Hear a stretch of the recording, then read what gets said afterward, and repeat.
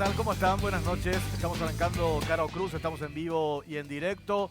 21 en punto, 10 grados la temperatura en Asunción. Estamos en Unicanal, estamos en Canal 13 también, en Radio 1 en vivo y en directo. Pipo Dios, ¿cómo estás? Muy bien, muy buenas noches, Jorge. Con frío. Sí, me di cuenta porque dejaste el protocolo y el saco. Dejé el saco en casa y me puse la campera de Complot, será, no hay caso, hacía frío. Así que nada, va a tener que aguantar únicamente. No me voy a poner pullover y camisa para venir acá y saco otra vez. ¿Qué vamos a hacer? Bueno, van muchos temas hoy, variados, pero alguna junta en común tienen todos, Sí. Se juntan en algún lado. Mañana arranca la fase 2 de la cuarentena inteligente. Ya está con nosotros el doctor Juan Carlos Portillo, él es viceministro de Atención Integral de la Salud. Vamos a arrancar con él hablando sobre esto que tiene que ver con la cuarentena inteligente, esta fase 2, y después se suma referente al sector gastronómico, toda esa discusión de la semana pasada, porque ellos anunciaron incluso de que pese a que no estaban todavía habilitados, ya iban a empezar a operar desde mañana como una manera de presionar, digamos. Eso logró una reunión, eso nos va a explicar más adelante Aramillo Jara, una reunión el miércoles, tengo entendido, con la autoridad del Ministerio de Salud, donde van a analizar qué es lo que pueden hacer. Y después vamos a hablar con el presidente del Banco Nacional de Fomento. Fogapi dice que fue un fracaso. Sí, no, Porque, 100 y pico de crédito, una cosa así. No, 1.500 de 50.000 Sí. que estaba previsto, creo que llegaron a 1.500, de 113 millones de dólares, Eso. llegaron a 20 millones de dólares, y eso creo. Porque parece que el 70% no les tranquiliza a los bancos. Entonces, ¿qué es lo que pasó con Fogapi? Y el 40% creo que de la línea de crédito que tenía previsto otorgar el Banco Nacional de Fomento, eso sí se concretó. Vamos a hablar con Carlos Florentino, el presidente del BNF. Y Miguel Carrizosa es presidente de la Cámara de Distribuidores Automotores y Maquinaria. La CADAM es otro sector afectado como varios otros sectores. Nosotros tuvimos una charla con él en Radio 1 la semana pasada. Él nos pasó un dato interesante. Ese sector, por lo menos de lo que él maneja, en la CADAM están como 30 empresas. Ellos no lograron, o sea, no despidieron gente y creo que tampoco hubo suspensión temporal de contrato. Sí, unos ajustes en los horarios, tuvieron que bajar salario para no despedir gente, pero ese es otro sector que está pidiendo también a las autoridades del Ministerio de Salud avanzar un poco más allá de quien compra autos mirando catálogo. La gente quiere ver, tocar, probar los vehículos, y es un sector que da mano de obra a muchísima gente también. Y vamos a hablar con Miguel Carrizosa sobre ese tema. Y vamos a cerrar hoy con Gustavo Leite, ex ministro de Industria y Comercio. También estuvo él, llegó a ocupar el cargo de ministro de la Secretaría Técnica de Planificación, porque queremos enfocar con él lo que tiene que ver con la reforma del Estado. Algunos dicen que este no es el momento, que tenemos que concentrarnos en mirar y enfocarnos en la cuestión sanitaria, en cómo hacer frente a esta crisis generada por la pandemia, mientras que otros dicen este es el momento en que tenemos que aprovechar para hacer esas reformas profundas al Estado. Este es el momento. ¿Y qué es lo que sugiere Leite, teniendo en cuenta un poco también su experiencia en la función pública en relación a ese tema? Y le saludamos a nuestra compañera Claudia Aguilera. ¿Cómo estás, Claudia? Muy bien, Jorge. Un saludo a Pipo y también a todos los televidentes de Unicanal 13 y por supuesto también a los oyentes de Radio 1650 AM, la primera del dial. Y nosotros tenemos un informe para ilustrar acerca de esta situación que se da en el sector gastronómico. El gremio está dividido, por decirlo de alguna forma, con respecto a un grupo, la Asociación Industrial Gastronómica del Paraguay, Asociación Gastronómica del Paraguay, que sí está expectante a alineamiento del Ministerio de Salud para retomar sus actividades, pero por otra parte está el núcleo de empresarios gastronómicos del Paraguay que sí ya están apremiados con respecto a la reapertura, a reabrir los locales de comida. Ellos dicen que no recibieron una atención, o al menos aquellas promesas, las medidas que anunció el gobierno no fueron efectivas, principalmente en lo que se refiere a los créditos para sostener estos negocios. Pero a continuación tenemos el material.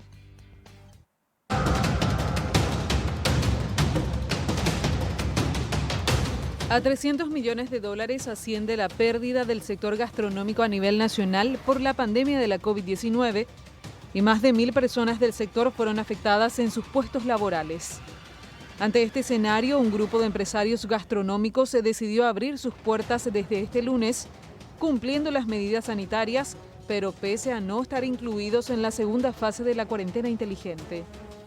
Con el lema Encendemos el fuego, el núcleo de empresarios gastronómicos del Paraguay, que aglutina cerca de 500 locales de comidas, generando 140.000 puestos laborales, no solo divide al gremio, sino que se enfrenta al gobierno porque ya no pueden sostenerse con las millonarias pérdidas y temen una quiebra masiva. Manifiestan que los créditos anunciados nunca fueron efectivos, por lo que aseguran que ya cumplieron su parte.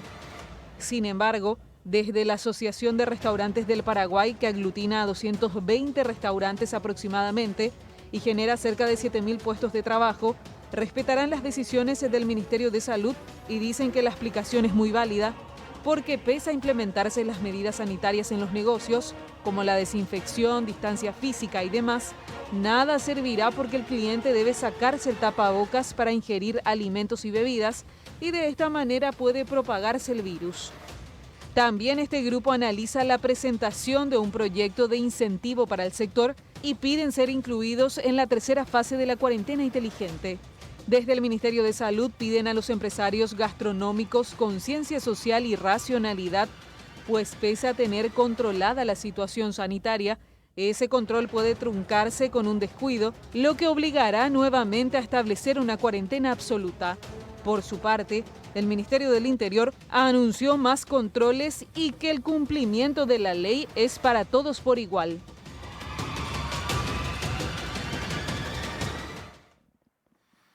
Tenemos una consulta para todos ustedes a través de las redes sociales, @CaroCruzPI, que dice: ¿estás de acuerdo con la intención del sector gastronómico en general de comenzar a operar desde mañana? ¿Sí o no son las opciones? Y los comentarios a través del hashtag COCP. Bueno, Claudia, muchas gracias. Doctor Juan Carlos Portillo, viceministro de Atención Integral de la Salud, ¿cómo le va? Buenas noches, bien, gracias por la invitación. Bueno, antes de ir al tema principal, ¿qué es lo que hizo hoy el ministro Mazzoleni con el tema de los insumos? Presentó una denuncia ante el Ministerio Público. Es así, digamos, era una de varias alternativas que se venía manejando y finalmente, después del análisis jurídico, se tomó esa decisión. ¿Se toma como punto de partida para esa denuncia ese informe de Contraloría? Sí.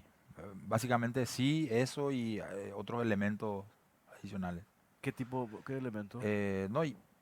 Pasa que hubo también una denuncia, digamos, penal también llevada adelante por el grupo de parlamentarios. Eso, en cierta manera, llevó a, digamos, analizar si era eventualmente conveniente o no hacer otra, digamos. Finalmente primó el criterio de que sí, de que era importante que el ministerio también se torne parte activa, digamos, en esto y eso. ¿Cómo ustedes analizan, internamente este tema después de declaraciones de algunos funcionarios de la UOC, inclusive de asesoría jurídica, del comité evaluador? Ustedes dicen, esto se diseñó, digamos, Mazzoleni, no sé si vos estabas ahí para abajo. Eso supongo que avala también esta denuncia que hizo el ministro. Porque cuando habíamos hablado todo estaba muy bien, ¿verdad? Pero ahora se dieron cuenta de que le metieron este tema de comprar de esta manera. La intención básicamente es que se aclare todo, ¿verdad? O sea, digamos que este proceso, esta licitación número 36, tiene como dos partes, ¿verdad? Lo que es la ejecución del contrato, ya una vez hecha la adjudicación, que es la primera parte. Y digamos, en términos de ejecución del contrato, bueno, allí se dio una serie de situaciones relacionadas fundamentalmente con la provisión de insumos que no eran los que estaba previsto que el ministerio reciba, ¿verdad? Problemas de especificaciones técnicas, también de registro ante el ministerio, al propio ministerio, ¿verdad? El registro sanitario, etcétera. Y el informe de la Contraloría hizo observaciones sobre la primera parte, lo relacionado con la adjudicación en sí. Y a partir de ahí es donde, digamos, si bien digamos, desde el punto de vista técnico, a cada paso dado en ese proceso relacionado con la adjudicación, todo de buenas a primeras estaría justificado. Para cada decisión hay algo que respalda la toma de decisión y que constaba, ¿verdad? Por escrito. La Contraloría eleva un informe donde el Ministerio inclusive tuvo oportunidad de preparar una suerte de descargo, ¿verdad? Bueno, con todo eso sale ese informe y se hizo una revisión desde el punto de vista técnico-jurídico. Yo soy médico, ¿verdad? Pero en todo caso, en ese contexto, ante las dudas que se instalaron, se toma la decisión de llevar, digamos, adelante la iniciativa en la búsqueda también de que se aclare todo y se deslinden fundamentalmente responsabilidades. Eso es básicamente lo que se busca. Bueno, No, yo lo que entiendo entonces que ustedes, digamos, los médicos, la parte médica del ministerio, la cabeza y los viceministros, bueno, hoy te toca ser viceministro, pero no eras viceministro, pero estabas ahí. Ustedes, digamos, fueron sorprendidos en su buena fe, a lo mejor quizás por este equipo administrativo que les trajo todo cocinado el tema y les dijo, está todo bien esto. ¿Esa sería la idea? Necesitamos que se deslinden las responsabilidades. Para nosotros eso es lo fundamental, ¿verdad? En todo caso, digamos, el área técnico-sanitaria, en el caso del Ministerio de Salud, tiene necesariamente también un soporte en el área técnico-administrativa. O sea, hay un trabajo coordinado que se tiene que hacer. Y eventualmente, si hubo algún tipo de debilidad, y nosotros necesitamos que eso se aclare categóricamente, ¿verdad? Y eso está en manos hoy del equipo nuevo, digamos, el equipo que lidera Yusio está controlando todas las nuevas licitaciones a partir de ahí. Hay varias. ¿Le está blindando, digamos, ustedes en eso? Inclusive hacia atrás, ¿verdad? Ellos están acompañando todo lo que se viene haciendo desde que llegaron en adelante, pero también echaron, digamos, una mirada hacia lo que ya se hizo. Y digamos, ustedes no firman nada si no le autorizan, ya no le ponen el hay una coordinación en todo, en el seguimiento de cada uno de los procesos. Eso está así desde la llegada de esta comisión. Todo es muy dinámico, hay varios procesos que están en curso, ellos tienen participación en todos ellos también y sobre la base de observaciones o necesidades propias inclusive del área técnico-administrativa del ministerio, se pone a consideración eventualmente alguna propuesta de tal o cual paso a dar, ¿verdad? Un trabajo coordinado. Por último, sobre este tema, después para entrar, porque ya está Oliver, ya está Aramí también. Por último, esto digo nomás como para deslindar responsabilidad en este tema, porque es una responsabilidad directa como administrador de gasto que tiene el ministro Mazzoleni, es decir, eso que decía Pipó, ustedes más bien concentrados en la cuestión sanitaria y por otro lado la parte administrativa, esa dualidad es lo que cuesta comprender, ¿verdad? O sea, no, hay un trabajo coordinado categóricamente, o sea, en mayor o menor medida. A modo de ejemplo, desde el rol donde yo estuve en un momento dado, como responsable de la organización de la red hospitalaria, a mí se me consultaba qué necesitaba tal o cual hospital en materia de insumos, de equipamiento o recursos humanos, ¿verdad? Y esa información sirve de base, de fundamento para la planificación de o compras o... ¿verdad? Hay un trabajo vos decías coordinado. lo que se necesitaba, pero no definía de quién tenía que comprar. No, ahí ya entra, hay un proceso, en ese caso está lo que establece el marco para las contrataciones públicas, ¿verdad? La ley 2051 y en el contexto de esta situación de pandemia, la ley de emergencia sanitaria también, que definió, y otras reglamentaciones que definieron, digamos, cómo proceder. ¿Fue una imposición esta compra, Portillo? A mí no me consta que haya sido una imposición. No te consta. No. ¿Se elaboró ahí entonces en salud? Se hizo, se diseñó, bueno, necesitamos esto y para hacer esto hay que hacer esto. Y se hizo un proceso, se construyó el proceso administrativo en para salud. eso. En salud, sí. Aramí Ojara, ella es presidenta de la Asociación de Gastronómicos y Afines del Paraguay. Así es, Aramí. ¿Cómo está? No, núcleo. No es así tampoco. Acá dice No, una asociación. El núcleo No. de empresarios gastronómicos. El núcleo de empresarios gastronómicos en Sinte es una nucleación que ahora mismo están unos cuantos viendo de que sea una asociación realmente con todas las letras como corresponde, ¿verdad? Y en su momento cuando empieza toda la pandemia y lo que corresponde, ¿verdad? A los diferentes sectores, ¿verdad?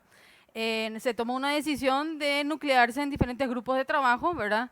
Y a mí me meten un día en uno de esos grupos de trabajo, ¿verdad? Y con el fin de, ya que te conocen, sos una persona para nosotros criteriosa y justa, nos gustaría que seas vocera mientras que dure todo esto, ¿verdad? En las medidas de tus posibilidades de tiempo, etcétera. Entonces, bueno, de repente pienso, ¿verdad?, a qué se debe y por qué también dije que sí, ¿verdad? Pero enos aquí, ¿verdad? De igual manera, bueno, la aclaración de que no, que es un gremio que ahora se está armando, creo que se va a terminar llamando Asociación de Gastronómicos del Paraguay, algo así, me parece, no manejo muy bien la información. Por eso, yo ya me adelanté al nombre y me dijiste que no. Asociación va a ser. Ahora se llama X, ¿verdad? Ahora no, o sea, digamos, no tiene una personería jurídica, no es algo formal todavía, es una cuestión de emergencia que se armó ahora. Exactamente, ¿verdad? Hay muchos de ellos, hay muchos de ellos que no tenían conocimiento, por ejemplo, que existía la ARPI, ¿verdad? Que está Oliver ahí, me parece conectado. De ahí supieron, ¿verdad?, que existía también la ARPI y muchos también pidieron asociarse a la ARPI justamente también, ¿verdad?, después de eso. Y muchos todavía, yo creo que tal vez por todo este tema, sencillamente no metieron ningún papeleo y no hicieron nomás ningún papeleo, ¿verdad? Ustedes el miércoles tienen una reunión con autoridades de salud. Sí, en ese caso, ¿verdad? Agradecerle al viceministro Portillo, yo quiero que se entienda esta medida de llamarle protesta, de repente levantar un poquito la voz, viene en realidad de una construcción, de una conversación que estamos haciendo hace 70 días. El protocolo se entregó aproximadamente hace 15 días justamente por la ARPI, ¿verdad? Liderada por Oliver ahora mismo, ¿verdad? Y en vista que lastimosamente no teníamos, ¿verdad?, una hoja de ruta, no teníamos una respuesta, ¿verdad? Llega un momento de que la sangre, ¿verdad?, ya sube en el ojo, porque también, por otro lado, yo sé que ustedes saben que con un simple recorrido por la ciudad de Asunción, ¿verdad?, hay locales gastronómicos que ya están incumpliendo el decreto, que ya están luego abiertos al público, hablando de bares, copetines, algunos capaz restaurantes, es cuestión de darse una vuelta por el mercado, comedores, etcétera, y uno ya se da completamente cuenta de que se está irrespetando, ¿verdad? Entonces, viendo eso y que nosotros como sector formal estábamos cerrados, con las puertas cerradas, sin una hoja de ruta, sin una definición del protocolo, entonces lo que sucede ahí es que llega un punto de que nos dicen a nosotros, señores, a parecer ser de que hablando bonito no vamos a conseguir nada, vamos a tener que hacer algo diferente, ¿verdad? Y ahí, bueno, obviamente yo también recalco que no es que el gremio está dividido y tampoco existe una fricción en el gremio, simplemente que como en toda democracia hay gente que acompaña ciertas posturas y hay gente que no acompaña ciertas posturas. Es eso lo que terminó pasando, bien lo podrá decir también Oliver después, ¿verdad? Y más que nada, en realidad, los protocolos y todo el movimiento que se hizo es para empezar a generar, sobre todo, en realidad, confianza en la gente. Nosotros asumimos también el compromiso de que ahora, con los protocolos aprobados de parte del Ministerio de Salud, que ya nos avisaron que está aprobado ese protocolo, entonces lo que nosotros ahora haríamos es socializar y comunicar los protocolos, porque obviamente lo que se quiere a través de eso es generar la confianza para que la gente visite los locales, ¿verdad? Eso por un lado. Y por otro lado también, ¿por qué era muy importante la aprobación de los protocolos? Es porque imagínense si de repente se hacían, encima que no hay dinero dentro de los locales, si se hacían compras innecesarias. Imagínense si de repente uno compraba, por ponerles un ejemplo, 3 termómetros y venía el protocolo a decirte que un termómetro era más que suficiente en la entrada para controlar. El termómetro hoy está aproximadamente 550.000 guaraníes cada uno. Entonces había una necesidad de tener una hoja de ruta y ya un protocolo, ¿verdad?, establecido para que los locales entonces ahora empiecen a readecuarse en base a ese protocolo para empezar a operar. Está Oliver Gallet, él es presidente de la Asociación de Estoy hoy con los carros. Hoy está con ARPI, Sí. él es presidente de ARPI. Sí, Él es presidente de ARPI, Sí, sí. ¿Cómo estás, Oliver? ¿Cómo te va? Buenas noches. Buenas noches, ¿qué tal? ¿Cómo les va? Un saludo a todos ahí en la mesa y al viceministro Portillo, con quien tuvimos una reunión el día jueves a la tarde, muy coherente también dentro de todos los puntos que conversamos con él. Y también agradecerles que después de esa reunión, el protocolo que habíamos presentado, después de esa tarde, esa misma noche, después de nuestra conversación, nos pasaron ya la copia. El protocolo que pasó la ARPI tenía 9 hojas, nos devolvieron una con 17, pero bueno, vamos a adaptarnos a las 17 hojas. ¿Por qué? ¿Qué cambiaron? Bueno, realmente, digamos, retomando un poco desde el inicio el tema, en primer lugar, la cadena alimentaria nunca se detuvo, ¿verdad? Se consideró entre las actividades esenciales, obviamente, la alimentación, y en ese contexto se definió, digamos, un procedimiento o un conjunto de procedimientos para que pudiera seguir funcionando, ¿verdad? Eso incluyó, por ejemplo, la implementación con mayor fuerza del servicio de delivery, a modo de ejemplo. En segundo lugar, en la planificación inicial del conjunto, digamos, de la cuarentena inteligente, todo lo relacionado con ocio, esparcimiento, relacionamiento social, estaba en un primer momento en la fase 4, lejos.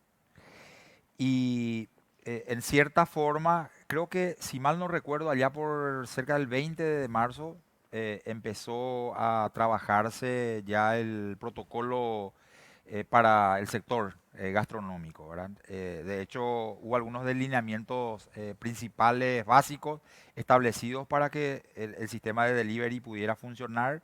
La cadena por ejemplo, los supermercados siguieron abriendo, comercios pequeños de barrio también. Y bueno, y en tercer lugar, surge la preocupación de parte del sector, digamos ya, más que preocupación, surge la urgencia que fue planteada al ministerio. Y un poco como consecuencia de eso surgió esa reunión a la que el señor Gallet hizo referencia, ¿verdad? Y nosotros fuimos ya a esa reunión básicamente sobre el protocolo ya revisado, a escucharlo primero, pero ya teníamos un poco de antemano nosotros nuestro plan, digamos, de respuesta a esa situación de urgencia que ya sabíamos estaba instalada en el sector. Y fue así que realmente la reunión más bien transcurrió en un ambiente ameno. Nosotros, digamos, hicimos nuestro planteamiento, escuchamos también algunos datos realmente preocupantes en lo referente a la productividad del sector a partir de la implementación del cierre total y inclusive de esta primera fase de la cuarentena que estaba terminando. Entonces, a partir de ahí ya se considera la posibilidad de readecuar las actividades del sector que estaban planificadas para la fase 4 y traerlas a la fase 3. Eso ya está instalado, digamos, y tendríamos que avanzar. Habíamos quedado con la ARPI en que esta semana, a partir del día miércoles, ya que justamente estamos arrancando la fase 2 y queríamos tener al menos 2 días para ver cómo se estaba implementando, y a partir del miércoles íbamos a estar a disposición de ellos para empezar a discutir para discutir los detalles, porque el protocolo está, y básicamente ver cómo reorganizar, readecuar los locales para poder, en la fase 3, básicamente empezar a recibir a la clientela. Y en ese interín surge lo del grupo, el otro grupo, ¿verdad? Nosotros tomamos conocimiento básicamente a partir de la difusión de información al respecto, ¿verdad? Eso fue al día siguiente de la Que reunión. una medida de presión, digamos, lo que hicieron ustedes ahora mismo. Claro. O sea, nosotros vamos a abrir, no estamos Sí, habilitados, podemos abrir. en realidad, como yo particularmente, y los que estábamos en el equipo técnico involucrado, digamos, de cerca en esto de la cuarentena, nos identificamos bien a quién es quién, ¿verdad? Entonces, sí vimos a un grupo importante expresando su preocupación y, digamos, en cierta forma, poniendo presión. Pero creo que rápidamente reaccionamos, ¿verdad? Y gracias también a la coordinación de la ministra de Turismo, se pudo hacer esta reunión el día de ayer. Ayer fue, sí, ayer a la tarde. Donde en los mismos términos que en los que transcurrió la reunión con la ARPI, sin ningún problema, escuchamos y nosotros hicimos el mismo planteamiento, básicamente, que le habíamos hecho a la gente de la ARPI, y creo que fue bien tomado finalmente, ¿verdad? Y con ellos lo diferente tal vez fue que ya se puso fecha y hora, o día y hora mejor, para la reunión, en la que también va a estar la gente de la ARPI y haremos ya un trabajo básicamente de ajuste. La idea de ustedes, el planteo en principio sería adelantar a fase 3 y no a fase 4, y con el protocolo este que le plantean. Exactamente, que todavía es revisable, ¿verdad? O sea, ahí eventualmente puede haber algunas cosas. Nosotros tratamos de enfocarnos en lo técnico sanitario, ¿verdad? Que es fundamental, y creo que es importante que todos entendamos, y no digo que no lo entiendan, creo que lo entendieron bien, ¿verdad? El sector gastronómico lo entendió bien, que estamos logrando unos resultados que probablemente nuestros vecinos en este momento estarán envidiando, ¿verdad? Desde el punto de vista sanitario, desde el punto de vista epidemiológico fundamentalmente, ¿verdad? Entonces, todos tenemos que ser celosos de esos resultados.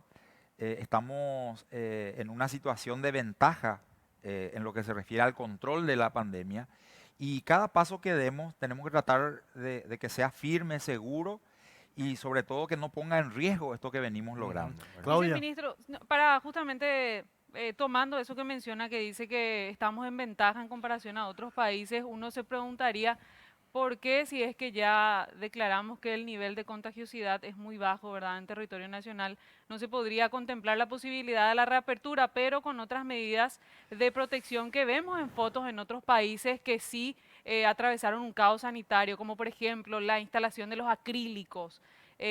¿Por qué si en otros países como España o no sé, Italia incluso, ¿verdad?, se pueden habilitar ya los restaurantes, acá no, siendo que no tenemos una circulación comunitaria bueno, tan grave, nosotros ¿verdad? no tenemos todavía, ¿verdad? O sea, no podemos, estamos en un escenario diferente. En Europa están de salida. Okay. Ellos ya tuvieron su pico, están la mayoría de los países ya en la fase descendente del pico de casos, ¿verdad? Nosotros todavía no entramos, y realmente tenemos hasta dudas de que vayamos a entrar, ¿verdad? Pero no podemos adelantarnos, ¿verdad? Ojalá pudiéramos ya poder hacer una predicción más precisa de cuál va a ser el comportamiento en las próximas semanas, próximos meses de esta pandemia, y sobre ese dato podría ser mucho más fácil la planificación. Nosotros estamos yendo, digamos, a paso firme, pero con mucha precaución, ¿verdad? Con mucha cautela. Oliver, ¿ustedes están conformes con esto? ¿Ustedes ya están pidiendo, por una cuestión de lógica, en el sentido de que hace más de 60 días están cerrados, necesitan movilizar? ¿Ustedes están conformes en general o tienen alguna otra contrapropuesta a esto que hablaron ayer? No, con el Ministerio de Salud, el protocolo que nos entregaron, como dije, con las 17 hojas, la analizamos el día viernes, la compartimos el mismo día viernes, así como la compartimos con los socios de la ARPI, la compartimos al minuto con Aramí. Entonces, estamos conformes con ese protocolo que nos están proponiendo. Lo que no estamos conformes es algo que no tiene nada que ver en este momento con el Ministerio de Salud, es con la parte económica. O sea, el gobierno no nos ha escuchado en ninguna de las propuestas que hemos hecho. Hemos pasado 8 puntos al gobierno, al equipo económico, hemos pasado esos 8 puntos ya a diputados y senadores también, que están articulando para ver, porque de todas formas, no es porque abramos las puertas, inclusive si queremos abrir mañana, no se van a llenar las casas, no se van a llenar los restaurantes. ¿Y cómo vamos a afrontar nuestra situación de acá hasta fin de año? Esa es otra propuesta, es otro lado. O sea, no estamos conformes con una parte del gobierno, ¿verdad? La parte económica hasta ahora no ha llegado hasta nosotros. De todas formas, la parte, como puedo decir, la parte sanitaria, estamos 100% de acuerdo. Es más, entendemos toda la situación, y desde el primer día que dijeron hay que cerrar, hemos cumplido y hemos cerrado porque sabemos que es necesario cuidar toda la parte sanitaria. Acá no hay duda al respecto y por eso también el protocolo, ¿verdad? Porque el protocolo va a decirnos de qué forma vamos a poder abrir y esperando la luz verde después que el protocolo sea aplicado para poder abrir las puertas. Tengo que hacer una pausa. Vamos a hablar sobre este tema a la vuelta con Aramí, sobre este punto también que dijo Oliver Aramí. Ustedes, ¿cómo hicieron para sobrevivir estos 60 y más de días, verdad? ¿Pudieron ustedes acceder a esa línea de crédito, a este salvataje económico que se anunció? Vamos a hablar de eso a la vuelta de la pausa también. Ya venimos.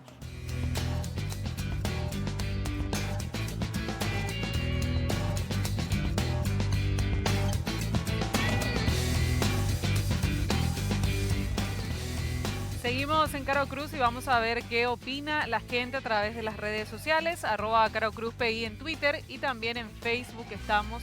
Caro Cruz, ¿estás de acuerdo con la intención del sector gastronómico en general de comenzar a operar desde mañana? 50% sí, 50% no. Y vamos a ver Facebook, 58% no y 42% que sí. Bueno, Claudia, ahora mí en síntesis, esto que hablamos la semana pasada en la radio, decías tus compañeros que están también en ese sector, no, nosotros no aguantamos, vamos a abrir, pase lo que pase el lunes. Al final, ¿cómo queda esto? Nosotros lo que ayer también conversamos con el viceministro Portillo y la gente que estuvo acompañando también esa conversación, incluso congresistas que se acercaron, ¿verdad?, a ponerse a disposición para ver en qué podían ayudar a zanjar un poco esta situación. Habíamos hecho el comentario de que si bien que después que seguro Oliver va a dar los datos precisos, ¿verdad?, también de los porcentajes de lo que es ahora la facturación de delivery y takeout de los restaurantes, ¿verdad?, que él maneja, le dejo eso a él. En realidad, otro tema importante que comentamos fue de que el decreto que fue hecho en base a delivery y takeout en realidad estaba como que con una laguna y muy ambiguo y nosotros necesitábamos que el Ministerio de Salud salga también un poquito a volver a generar la confianza. ¿En qué sentido? El takeout estaba habilitado y muchos están habilitados con el takeout, permitiendo a la gente entrar a elegir lo que va a comer, pesar y llevar. Pero eso no decía explícitamente en el decreto, decía simplemente takeout y decía delivery. Y takeout también se entiende, y muchos usaron el llamado telefónico, quiero llevar tal cosa, y se iban a retirar ya el alimento por cómo le servían. Y es totalmente diferente, no sé ustedes, ¿verdad?, cuando uno entra a decir esa presa de pollo, o sea, uno al final veo y quiero más de este y menos de este y termina llevando más incluso, porque eso es comunicación, eso se da más marketing. En los supermercados en todo caso que en los... Sí, también. Entonces, en ese sentido, ¿verdad?, nosotros pedimos al ministerio, que fue eso también lo que empezaron a hacer ellos desde ayer y volvió el ministro a hacerlo hoy otra vez, el ministro Mazzoleni, a empezar a generar la confianza a los restaurantes que tal vez estaban inseguros en ese proceso, pero de igual manera lo estaban haciendo porque necesitaban obviamente facturar, ¿verdad?, a generar el nivel de confianza suficiente para que la gente vaya y entre con toda seguridad, así como entra al supermercado, entre con toda seguridad al restaurante. Y digo más, ¿verdad?, mil disculpas, ¿verdad?, a mis amistades dueñas de supermercados que están abiertos y que están mirando, ¿verdad? Digo más. El restaurante, la actividad económica del restaurante es literalmente vender alimentos terminados. El supermercado tiene dentro del supermercado como un anexo del servicio que ofrece el supermercado. Yo ahora, ¿verdad?, invito obviamente a que a los restaurantes cuya única actividad económica es vender alimentos terminados, que la gente entre en confianza con ellos y que por favor a su restaurante favorito, al que le queda cerca, al que sabe que está formalmente con todos los reglamentos y requisitos de la INAN, de la Secretaría, de las patentes comerciales, etcétera, que está haciendo un esfuerzo por ser formal y por dar fuentes de trabajo y generar fuentes de trabajo, que vaya y le visite a esos restaurantes, que vaya y compre y adquiera sus insumos, su consumo de la familia de esos restaurantes cuya actividad económica literalmente es solamente vender ese tipo de comida y vender alimentos terminados. Y eso le pedimos, por suerte, ¿verdad? El ministerio se dio cuenta, el viceministro se dio cuenta, de verdad, de que había la laguna, ahí mismo le llamó al ministro Mazzoleni, porque de nuevo recalco que esto se trata de generar confianza. O sea, la gente tiene que estar tranquila que cuando va a salir de la casa, a donde sea que vaya, se tomaron las medidas y las precauciones, ¿verdad?, para cuidar a los empleados, a la empresa y, por supuesto, a la salud de los clientes. Entonces, al generar la confianza es donde se va construyendo, obviamente, también. Y sabemos que en un momento dado, incluso con la fase 3 o qué sé yo, antes, si se llega a dar la habilitación de los restaurantes, nosotros sabemos que no es que se va a levantar bandera y se va a llenar el restaurante como lo estaba diciendo Oliver, bajo ningún sentido. Encima estamos entrando en una época de frío y para este gremio, en la época de frío, el paraguayo no quiere luego salir cuando hace frío y cuando llueve, ¿verdad?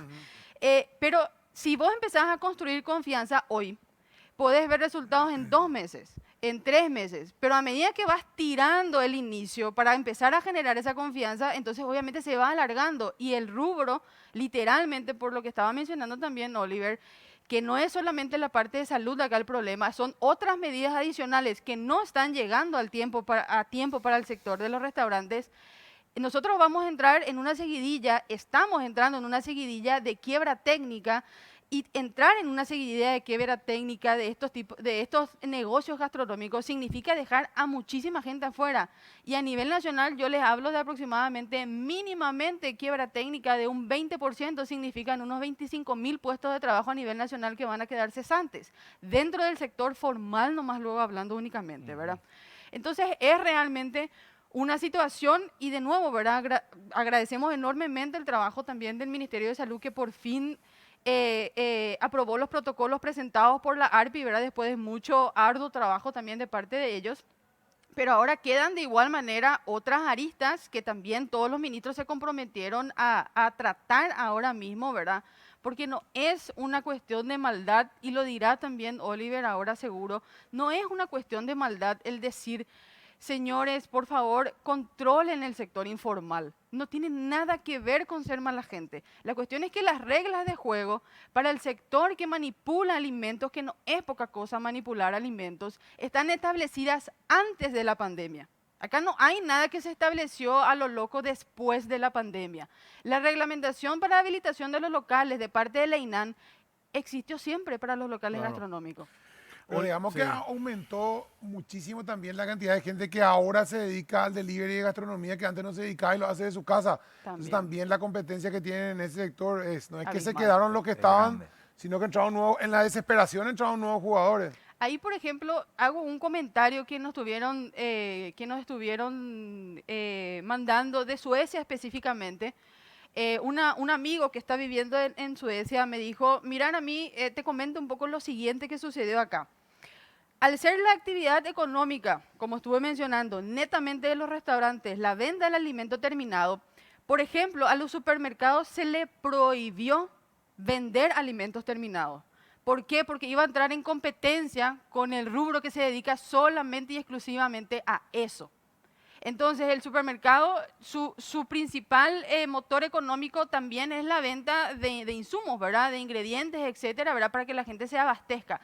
Entonces, le permitieron seguir vendiendo solamente eso para no joder, en pocas palabras, el negocio en sí de un restaurante. Claudia. Van a venir encima los supermercadistas escuchando esto. No, toditos somos amigos acá. Sí, no van a hacer más. Yo le quiero consultar a partir de ahora ya no van a hacer más.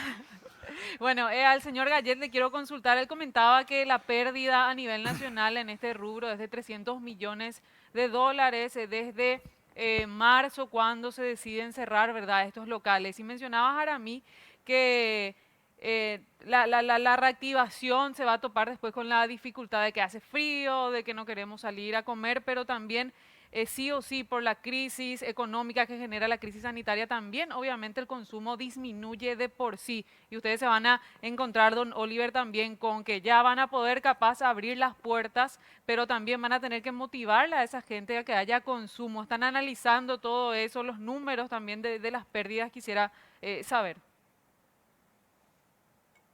Nosotros facturamos a nivel formal a nivel Paraguay gastronomía 120 millones de dólares mensuales. Entonces de ahí el número de 300 millones de dólares de pérdida hasta ahora, porque los restaurantes que están trabajando con delivery, que son más o menos entre un 35 y 40% de los restaurantes, están facturando menos del 30%. Dentro de la ARPI, el rango de facturación entre el que factura más y el que factura menos es del 3% para los que facturan menos, y el que más factura es el 30% de lo normal. O sea, evidentemente la situación no es muy fácil. Mantener los empleados, comprar los insumos, pagar a los proveedores, pagar los gastos de ANDE, SAP y todo lo que hay, y impuestos incluidos, cuando uno está ganando o cuando uno está facturando tan poco, ¿verdad? Es por eso que hemos solicitado al equipo económico que tome en cuenta los puntos, porque realmente no es una situación fácil. Muchos restaurantes no van a aguantar, muchos restaurantes en este momento ya cerraron, no van a ir a cerrar, y realmente vamos a tener un número exacto de cuántos restaurantes van a continuar el día que nos dejen abrir. Ese día nosotros vamos a ver, mira, el restaurante local ese que estaba en la esquina había sido que nos abrió. Esa va a ser la consecuencia real que vamos a ver cuando tengamos esa autorización a trabajar. Y por otro lado, también lo que dijo ahora mí es algo que la ARPI viene luchando hace años y manifestándose con la gente de la municipalidad, con la gente de Hacienda, ¿verdad? El informal es un problema para nosotros. Evidentemente, si nosotros siendo formales vendemos una empanada a 3.000 guaraníes y nos esforzamos el centavo al guaraní para llegar a que sea 3.000 guaraníes, y te viene una casilla a 200 metros y te vende la empanada a 1.500, evidentemente no paga IPS, no paga IVA, no paga renta, no paga un montón de cosas que nosotros sí pagamos. Entonces hay que accionar. El gobierno también tiene que darse cuenta que para que todo funcione normal y que podamos prestar un servicio adecuado a ustedes los consumidores, hay que aplicar la ley y hay que controlar a los informales. Ustedes accedieron ahora a mí, para ir redondeando ya el tema, a una línea de crédito, a esto que se anunció, a este salvataje económico anunciado por el gobierno. ¿Pudieron acceder o tampoco a eso accedieron? Y dentro de todo también yo pensaría que ahora con tener una hoja de ruta clara, con tener un protocolo, podría llegar a ser mucho más fácil de repente para los empresarios que quieran acceder a créditos, ahora empezar a pensar también el tema de acceder a créditos, ¿verdad? Porque, por ejemplo, ¿verdad? Sacando de lado de que desde mi punto de vista la FOGAPI en realidad necesita muchos cambios, porque, por ponerles un ejemplo, ¿verdad? Cuando se iban a presentar carpetas los empresarios del gremio, la respuesta de repente era, nos dan para capital operativo, pero no tenemos fecha de inicio de todo esto, y por otro lado nos dan para pago de nómina y seguimos sin tener fecha. O sea, es medio suicida pensar de que un empresario va a sacar un préstamo para pago de nómina y cuando que no tiene ni fecha de reactivación o fecha de inicio, y después pasa lo que dice Oliver, facturando al 30% y teniendo toda la carga encima. Hay gente que sacó préstamos el año pasado en septiembre, octubre, o sea, va por su cuota número, no sé, 4, 5, algo por el estilo.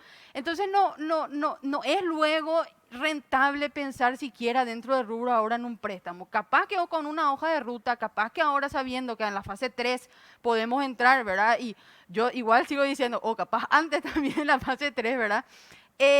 Ahora capaz que funcione diferente también el tema, porque por lo que yo por lo menos personalmente estuve viendo, es de que se empezó también a liberar, llámenle con agilidad, los créditos a los sectores que empezaron a reactivarse. Y para mí es una lógica simple, ¿verdad? Porque ya que empezás a reactivarse, entonces también hay más confianza hacia tu sector, porque ya te empezaste a reactivar, lo que significa que ya podés empezar a operar y podés empezar a mover la rueda otra vez, ¿verdad? Que para mí es lógico. Doctor Portillo, no es un capricho lo de ustedes, ¿verdad? Cuando se sientan ustedes en la mesa y dicen, estos van a arrancar ahora a partir de mañana, que es la fase 2, supongo yo que hay un criterio técnico por un lado con el ministerio correspondiente, pero lo más importante, donde están ustedes, la cuestión sanitaria. Es así. Así es, ¿verdad? Cada fase básicamente tiene una lógica, digamos, ¿verdad? A modo de ejemplo, el sector gastronómico fue considerado un servicio esencial. No se detuvo en ningún momento, con muchas restricciones, estamos de acuerdo, pero siguió, digamos, operando. Y a partir del relanzamiento o de la implementación de la primera fase de esta cuarentena inteligente de 4, se sigue una lógica. En un primer momento, servicio prestado a domicilio, el delivery, por ejemplo, ¿verdad? Ahora se habilita en la fase 2 la posibilidad del servicio en el local del prestador. En este caso, con las con restricciones todavía, ¿verdad? Y ahí es muy importante lo que ahora a mí mencionó, y nosotros nos dimos cuenta y enseguida hicimos la aclaración, ¿verdad? Porque está el delivery, está el pedido para llevar y también el buffet, digamos, ¿verdad? Porque es una forma de ir y elegir lo que uno va a comer y, bueno, paga y se retira. Eso demanda pocos minutos.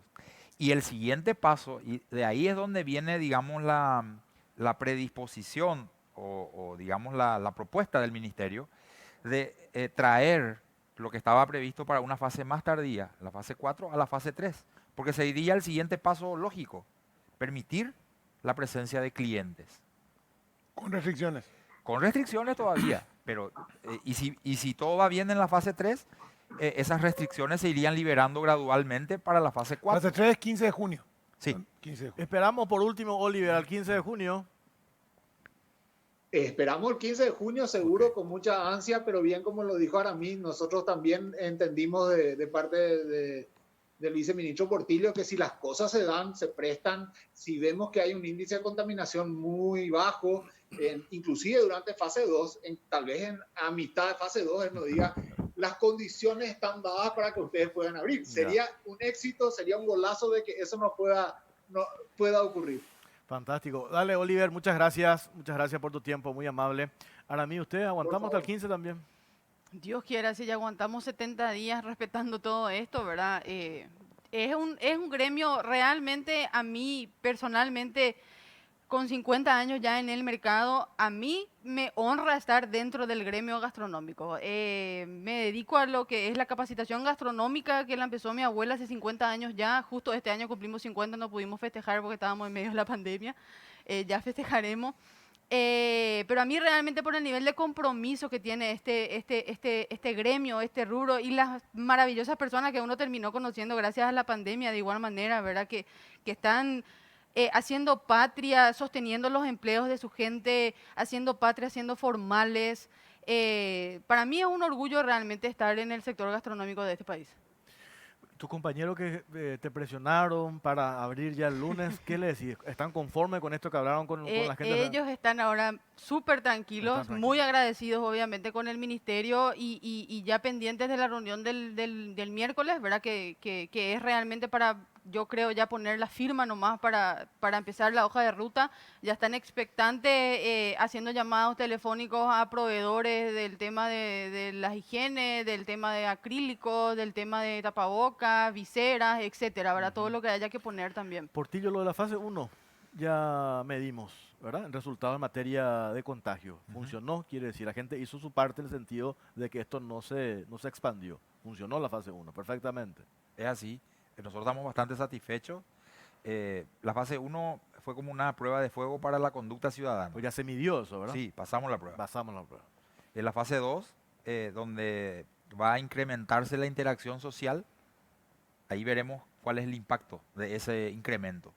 Wow. Y probablemente al final de la segunda semana, ya así como pasó con la primera, ya podríamos tener una idea de cómo nos va en ese sentido, ¿verdad? Y esperamos seguir como hasta ahora. Hay algunas preguntas desde el punto de vista sanitario que no tienen todavía respuesta. Una de ellas es ¿por qué tenemos este comportamiento del virus en la comunidad? ¿Verdad? Nosotros apuntamos básicamente al éxito, digamos, de dos estrategias. El cierre de frontera, relacionado con el momento en el que se cerró, y lo segundo, la estrategia del confinamiento en albergues para la cuarentena sanitaria obligatoria, ¿verdad? Porque eso permitió establecer algo así como un cordón sanitario que limitó bastante el comportamiento del virus dentro de la comunidad, la propagación.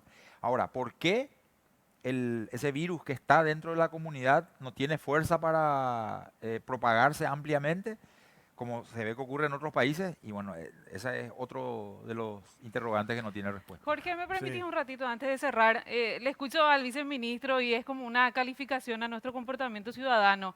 Y tenemos, bueno, entonces una buena calificación. Y en cuanto a la tarea que ustedes hicieron, sobre el fortalecimiento del sistema sanitario. ¿Cuál es la calificación también, verdad? Y es aceptable en términos generales. De hecho, el tablero de control se basa justamente en los recursos que están disponibles para dar respuesta en caso de necesidad. Tenemos 1.200 camas para COVID-19, camas generales, y unas 250 para terapia intensiva. Inclusive nosotros esta semana vamos a revisar la planificación, ya que vemos que el comportamiento tiende a mantenerse estable en cuanto a la manifestación de la pandemia en sí. Querríamos revisar la planificación en lo referente a los recursos asignados para las enfermedades polivalentes, que siguen, digamos, manifestándose. Las enfermedades no transmisibles, diabetes, hipertensión arterial, los problemas cardiovasculares, y allí hay como un atoramiento. Entonces necesitamos también probablemente asignarle más recursos, redirigir algunos recursos, hospitalarios sobre todo, para poder absorber y darle una cierta holgura a la atención de los otros problemas de salud que están vigentes, ¿verdad? Pero la incidencia de las enfermedades respiratorias, ya estamos en temporada, cayó brutalmente. Si tomamos el año pasado, hubo una disminución de hasta el 90% en el número de casos de consulta por enfermedades respiratorias entre adultos y niños, ¿verdad? Y eso nos da un cierto respiro desde ese punto de vista. Bueno, gracias, Aramí. Muchísimas gracias. Muchas gracias. Doctor Portillo, una pena nomás que todo esto que decís, el trabajo sanitario se erosionó con este escándalo de corrupción. Eso es una pena. Esa es la parte que yo entiendo también la pregunta que hizo Claudia. Y como que, no digo que se desmorone, ¿verdad? Pero genera ahí una cuestión ahí que no nos cierra. Por eso tienen que ser ustedes implacables con el tema de corrupción. No permitir más. Estamos en eso, sucedió. Jorge. Creo que el compromiso, en primer lugar, creo que el ministro Mazzoleni en ese sentido está respaldado un poco por su conducta, digamos, ¿verdad? Su hoja de vida. Los que estamos con él estamos tratando de ayudarle, y en ese sentido estamos apoyando todo lo que tenga que ver con aclarar las dudas que tiene la ciudadanía en general y que nosotros mismos de repente tenemos, ¿verdad? Todos estamos en esto. Por ahí hay algunos que aparecemos con mayores responsabilidades o que somos más visibles que otros, ¿verdad? Pero necesitamos que las cuentas estén claras para todos. Gracias, viceministro. Muchas gracias. Gracias por la invitación. Hacemos una pausa a la vuelta. Hablamos con Miguel Carrizosa, presidente de la CADAN, y el presidente del Banco Nacional de Fomento, el señor Carlos Florentín. Pausa, ya venimos.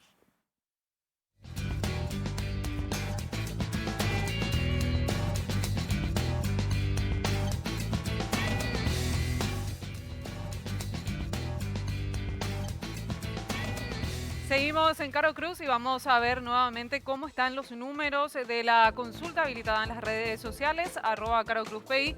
¿Estás de acuerdo con la intención del sector gastronómico en general de comenzar a operar desde mañana? 51% no, 49% sí. Y en Facebook, vamos a ver también, 58% no y 42% que sí. Así que la gente medio que tiene más predisposición para seguir respetando la cuarentena y también quedarse en la casa. Vamos a hacer un repaso con el siguiente material de cuáles son los sectores y cuáles son las actividades que van a ser liberadas a partir de mañana en la segunda fase de la cuarentena inteligente.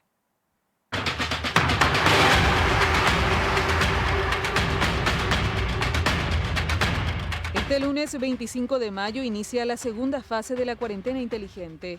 El avance es posible debido a que el nivel de contagiosidad de la COVID-19 en la comunidad no es alta y está controlada, y porque además la ocupación de las camas respiratorias en los hospitales es del 15%, mientras que las unidades de terapia intensiva tienen una ocupación del 13%.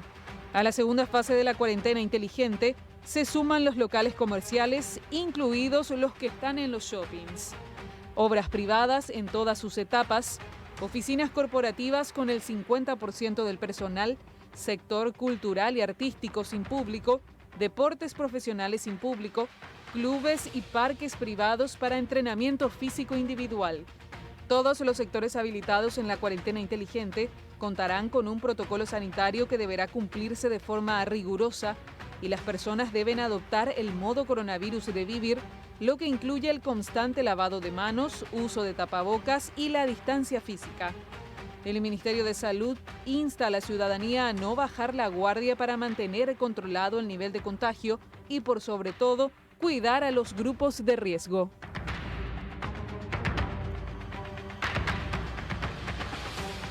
Bueno, muchas gracias, presidente del Banco Nacional de Fomento, Carlos Florentín. ¿Cómo le va? Buenas noches. Buenas noches, Jorge, Pipo, y bueno, a los televidentes. 40% de lo que ustedes tenían previsto destinar a esta pandemia se usó ya en materia de líneas de crédito. Sí, así mismo, pero era un dato preliminar de los fondos que habíamos establecido al inicio de esto, pero esto no es el final, ¿verdad? Esto puede seguir, ¿verdad? Nosotros estamos seguramente reevaluando todo el producto en sí que estamos lanzando y vamos a seguramente destinar más fondos. No va a ser un monto ya que quedó como techo, al contrario, era un inicio, ¿verdad? Y bueno, vamos a seguir seguramente apostando a estos productos, ¿verdad? Como Banco de Fomento es el momento que tenemos que estar, ¿verdad? Y bueno, estamos apoyando con los productos COVID. Del sector privado, el otro día nos decían, de la banca privada, digo, hablábamos con Beltrán Maqui, 143, la semana pasada, no sé si cambió eso, 143 créditos otorgados a MIPYMES. Entonces me decía un referente de ese sector, no nos queda otra que recurrir a la banca pública. ¿Ustedes tienen definido cuánto asistieron, a cuánta gente asistieron desde ese sector, que es el sector hoy más preocupado y más golpeado, digamos? Sí, justamente tengo un corte al jueves y al jueves tenemos aprobadas más o menos 1.310 operaciones, ¿verdad? Pero también tenemos un número importante de rechazos, 676, y el Banco de Fomento analizó más de 1.981 operaciones. Este total de créditos aprobados está en monto total equivale a 216.000 millones, más o menos más ya casi 30 millones de dólares que el Banco de Fomento en estas semanas que lanzamos los productos COVID estamos apoyando. Yo creo que esto se está moviendo más, ¿verdad? Estamos afinando también nuestro equipo, ¿verdad? No somos especialistas en pyme, ¿verdad? Pero ahora sí nos estamos moviendo y creemos que es el momento, es el sector que nos necesita, ¿verdad? Y estamos atendiendo, ¿verdad? La pregunta es, lo que yo veo, y recién se fue el sector gastronómico acá, doctor, es un sector que ya viene golpeado hace 2 años y no es sujeto a crédito, no era sujeto a crédito muchos de ellos normalmente. Se da esta situación y el gobierno les pide, bueno, no echen a la gente, sigan aguantando. Nosotros le vamos a prestar plata, vamos a cambiar las reglas de juego, vamos a cambiar las condiciones, vamos a rebajar las condiciones para crédito, vamos a crear el FOGAPI, pero igual siguen quedando afuera. ¿Por qué siguen quedando afuera? ¿Por qué se quejan ellos de que no recibieron el auxilio económico de los créditos del Fondo de Garantía y compañía? Bueno, un poco voy a analizar y voy a sacar un poco lo que es Fomento, también lo que veo yo en la banca privada y lo que veo FOGAPI, ¿verdad? Que veo, para mí FOGAPI es un gran incentivo a dar créditos, ¿verdad? Yo creo que esto se va a empezar a moverse. Yo ya veo en el sistema también, no solamente en Fomento, que se está moviendo, ¿verdad? Nosotros mismos, Banco de Fomento, todavía no cargamos todas las operaciones que ya dimos en el mismo FOGAPI, por eso los números que se ven de repente en las páginas de la AFD, todavía no están cargados todas las operaciones que nosotros mismos como Banco de Fomento dimos. Hay que pensar un poco que FOGAPI hace 3 semanas más o menos que está activo, ¿verdad? Que es una garantía, no es un crédito directo, son los bancos los que tenemos que dar vía estas garantías. Y yo creo que en estas semanas se van a ir cargando más operaciones. Estamos hablando constantemente con la gente de la AFD y nos dicen, bueno, que cada día están creciendo la cantidad de bancos y la cantidad de operaciones que están entrando. Eso es muy importante. Ahora, sobre tu pregunta del tema del riesgo de crédito, ¿verdad? BCP salió en su momento con herramientas muy buenas y hay liquidez en el sistema, ¿verdad? No era ese ya el problema, era el tema de riesgo. Y acá cuando hablamos, parece nomás de repente, justamente le estaba escuchando ahora a mí, estamos hablando, bueno, ¿qué va a pasar? ¿Cuándo yo voy a poder pagar? Ya estaba mal endeudado. Entonces, todo eso también, a la gente que es dueña, el banquero, me imagino, ¿verdad? El sector privado está pensando, imagínense si la propia empresa, la propia pyme ya está pensando así, que no sabe ni qué le va a pasar por el tema de la pandemia. Imagínense el que tiene que dar crédito, claro. ¿Verdad? Crédito es... Entonces, todo esto es una cadena, porque si el mismo sujeto de crédito ya está diciendo eso, pero no por su accionar, sino porque hay un hecho nuevo que nadie lo tenía en ningún plan estratégico para este año, ¿verdad? Siempre pensábamos cuando hacíamos una actividad de banco, empresa, y acá el licenciado Miguel Garrizo también va a pensar, siempre hablamos de qué pasa en lo social, qué pasa en lo económico, qué pasa en el PIB, la inflación, desocupación en lo social, en lo político, cómo está, de año de elecciones, de todo eso análisis era estratégico. Hoy se nos sale un nuevo cuarto ítem, la pandemia, ¿verdad? ¿Qué pasa? Nadie sabe lo que va a pasar. Imagínate el banquero, dueño de plata. Yo soy el bancario, empleado, ¿verdad? Imagínate el dueño de plata hoy. Bueno, y todo eso vino el FOGAPI a incentivar y decir, bueno, vayamos, salgan, tengo más de 600 millones de dólares para que ustedes den crédito. Bueno, yo creo que esto se está empezando a mover y ahora con nuevas fases, yo creo que esto va a empezar a moverse. Yo tengo mucha esperanza y perspectiva también. Pero también quería aprovechar y dar un paso más que no estoy escuchando, Jorge, es el tema de las cuotas que los bancos, BNF y todos los bancos hicimos. También una inyección importante no haber cobrado algunos bancos 3 a 6 cuotas de crédito, porque es como darte, en el caso del Banco de Fomento, no cobrarte 6 cuotas es como darte un crédito porque no le damos ningún cargo nuevo, es como darte un crédito a tasa cero y llevarte al final. Entonces, ¿qué vos haces con esa plata? Empresario, consumo. Vos te preocupás de otra gente que no te puede hacer eso. Pagar tu cuota del auto, pagar tu seguro médico. Pero se revirtió, porque hubo muchas quejas al principio de que se le cobró igual la cuota y ustedes le decían que pero en el mes te vamos a revertir. Se llegó a revertir todo eso. Sí, así mismo. Lo que pasa es que como por nuestro proceso lo que hicimos fue de evitarle a las 48 horas devolverles, ¿verdad? Ahora, sí también hay personas que de repente también están reclamando, pero ya es lo mínimo, que hay personas que están muy atrasadas, están viniendo de atrasos muy... No es la cuota de marzo la que le estamos a veces le estamos cobrando ahora cuota de noviembre, diciembre, es otro tipo de problema, pero sí las que estaban al día, las que están, normalmente se le está devolviendo. Te comento que el Banco de Fomento ya devolvió más de 300 mil millones en 2 meses de crédito. Y nuestra estimación es que vamos a devolver más de 900 mil millones. Eso es inyección de liquidez para que la gente, ¿verdad?, reciba esa plata y bueno, pueda consumir, pueda pagar sus deudas en otros segmentos donde no tienen esa posibilidad de hacer el aguante de cuotas. Yo creo que eso también es un punto muy importante del sistema, ¿verdad? Sí. Miguel Carrizosa, presidente de la Cámara de Distribuidores de Automotores y Maquinarias, CADAM. ¿Cómo le va? Buenas noches. Buenas noches, Jorge. Buenas noches, Pipo, Claudia y a todos los televidentes de Carva Cruz. Bueno, un la gusto CADAM, estar acá con ustedes y con Carlos. La CADAM, el otro día hablábamos, me dijiste, y yo estaba destacando eso, ustedes se acomodaron, cumplieron esta recomendación del gobierno de aguantar esto, de no despedir gente, no despidieron a nadie, Michel. Nosotros estamos igual que todos y quizás sufriendo más que otros. Realmente desde marzo son ya más de 60 días. Y nos reunimos y dijimos, vamos a hacer el máximo esfuerzo porque 55 años cumple CADAM, somos un poco más de 30 empresas, con 300 sucursales, con 10.000 empleos directos, que son más o menos 50.000 personas, una familia con 3 hijos. Aportamos más de 100 millones de dólares al fisco, estamos la mayoría de las empresas entre los grandes contribuyentes. También hacía IPS, los 10.000 son empleos formales, mediante eso pueden tener salud la gente. También sostenemos a muchas MIPYMES, que son nuestras proveedoras, ¿verdad? Todas las MIPYMES de todo tipo, ¿verdad? De todo tipo, lo que uno pueda imaginarse, transporte, etc. Y dijimos, vamos a tratar de mantener el empleo. Porque si queremos pensar en una reactivación económica, el empleo es lo más importante. ¿Qué reactivación puede haber sin empleo? No existe, ¿verdad? O sea, para nosotros la felicidad está en que le habiliten y que la gente en general empiece de vuelta a trabajar. ¿De qué nos hubiese servido la alegría de que mañana podemos estar abiertos en nuestro caso si nadie más está abierto? No. Yo creo que tenemos que en este momento ayudarnos entre todos los sectores de la economía y hacer el esfuerzo, ¿verdad? Nos ha costado un esfuerzo enorme.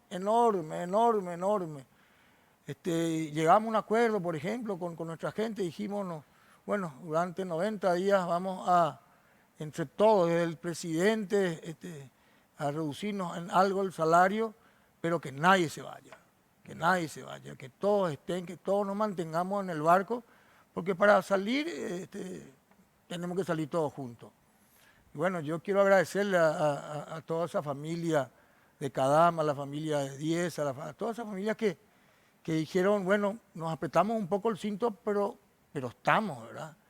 Y nosotros hicimos el esfuerzo, indudablemente entendemos que el esfuerzo oficial fue más para las MIPYMES y increíblemente para los informales, que esperamos, como dicen todos, que cuanto más se formalice la economía, creo que para todos es mejor. Y bueno, arreglando con el sistema financiero, en nuestro caso, en forma privada, porque nos ha, creo que satisfactoriamente, de alguna manera, y ahora ya salimos con los planes para que la gente vuelva a poder tener la posibilidad de comprar, ¿verdad? Tener su vehículo. Este modo COVID de vivir también hace que la gente quiera tener su vehículo, ¿verdad? O nuevas fuentes de ingreso como son los sistemas delivery, entonces las motos también se mueven más, las furgonetas. Estamos con programas que recién necesitan empezar a pagar la primera cuota a los 90 días, por ejemplo. Y eso yo quiero agradecer también porque en nuestro caso y en muchos, la gente que puede, paga su cuenta. Porque nosotros no hemos tenido ingresos más que los talleres que se permitieron abrir para atender y la gente que hacía el esfuerzo para honrar la sus gente iba a pagar su compromisos. cuota.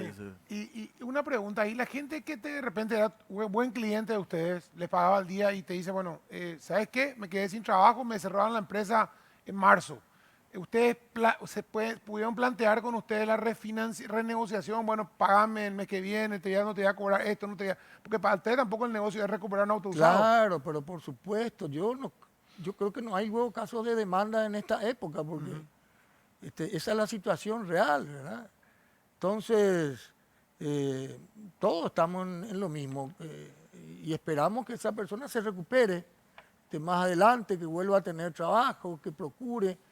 Yo creo que este es un momento en donde el sector sanitario actuó muy bien y muy rápido. En el sector económico fue más lento todo, ¿verdad? Y creo que se sufrió más, todos sufrimos mucho más.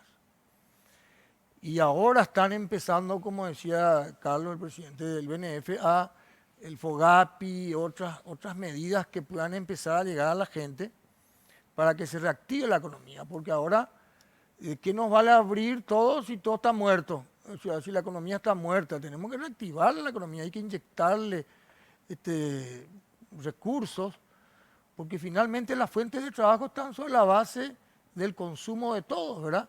Si yo le mantengo el empleo a mi gente, esa gente compra un zapato, compra una camisa, se puede ir a un restaurante, o sea, el efecto multiplicador que todos tengan de a poco de nuevamente trabajo hace un efecto multiplicador entre todos.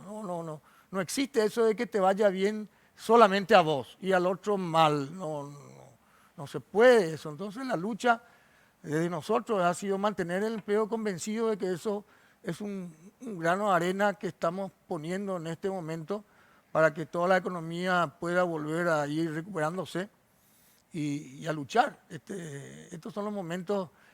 También creo que cerrar la frontera ha sido muy duro para nuestros compatriotas y espero que puedan regresar porque han perdido su trabajo afuera, etcétera. Pero entonces hay que apurar ese dinero que se tiene, que no hay necesidad de usar en otras cosas y que se le dio, que se usen los albergues para que sean más rápidos los albergues, para que nuestros compatriotas también puedan regresar antes, ¿verdad? Porque si regresan y están, todo el esfuerzo también se puede ir al tacho. Entonces, hay mucho trabajo por hacer todavía y creo que estamos yendo por buen camino y para nosotros la alegría de que desde mañana ya trabajamos normalmente, pero con todos los sistemas sanitarios. Nos asesoró el Ministerio de Salud con la doctora Adriana Amarilla. Los protocolos son los autos van a estar desinfectados al máximo para que después de que toca a alguien, mira a alguien, ya inmediatamente, el sistema de ingreso alternado, todo lo que ustedes ven, que parece una ficción, bueno, en realidad... Ustedes de mañana ya normalmente, ¿verdad? Normalmente, pero o sea, con los protocolos de seguridad. Por ejemplo, también en el ingreso de la gente. Tal grupo entra a las 7 de la mañana, el otro grupo entra a las 8. A la salida igual para que no haya aglomeración. Ahora, nuestro sector tiene la peculiaridad de que ni en los mejores momentos no tenemos aglomeración, ¿verdad? Algunos son al aire libre, otros son grandes salones, y bueno, si entran 10 personas en toda una mañana, alegría, ¿verdad? Y en toda otra, no es y se visita mucho.